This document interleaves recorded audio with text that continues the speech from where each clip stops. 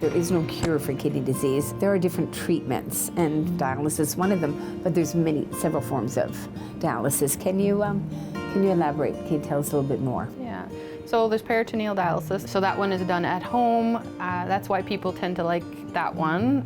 It's not for everyone, but a lot of people who come to PD do like the freedom, the flexibility, the little bit more control because it's in their own environment. There's hemodialysis, which it depends on the situation, but most people do it either in hospital or in a community setting where they come in and the nurses will hook them up and do their treatment. And when I say hook them up, it'll be to either a fistula, which is in the arm somewhere that's been surgically placed, or they'll have a perm cath, which is a tube in the chest.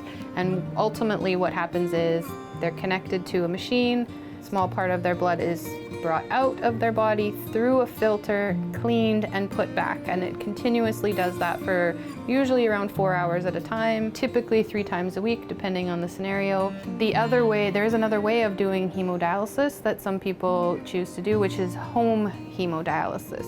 So they would do the same treatment, but it would be set up in their home. And they would receive all the training they require, they would get all the help they need, all the supplies would be delivered to their home. And so that's not for everybody either, but there's pros and cons to all of those. And then the next option is transplant, which of course most people would prefer to have a transplant, but again, not everyone qualifies, and it does take time to get there, right? They have to make sure you're healthy enough to have the kidney.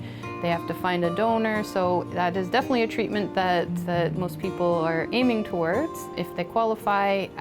But again, it's another type of treatment that would get people off of dialysis, but it is still classed as a treatment, not a cure.